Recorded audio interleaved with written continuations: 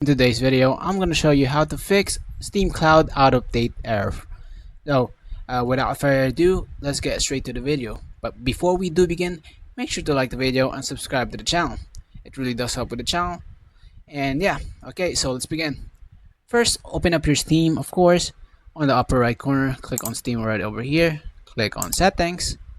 Over here, go ahead and click on Interface. On client beta participation, go ahead and click on this and click on Steam beta update. This will ask you to restart your Steam. Go ahead and click on restart now. Let your Steam restart for a while and wait for it to finish, okay? Once the Steam has officially restarted, go ahead and click on your profile and log in. Once logged in, go ahead and see if the error still persists. If it fixes, congratulations. And if not, there's another solution. So the next one is still on your Steam right over here.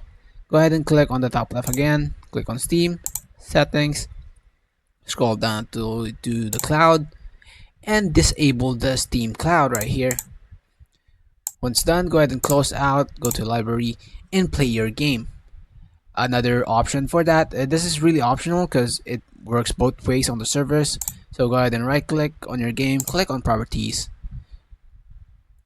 go to install files and verify integrity of files. Once done, don't launch the game yet.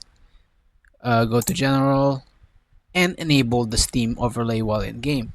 If it is offline, just go ahead and exit out, launch the game for about 10 to 15 minutes, close the game, go to Steam back up, settings again, go to cloud and re-enable Steam Cloud, and also the one in the properties right over here, enable that. Okay, once done, it should be fixed.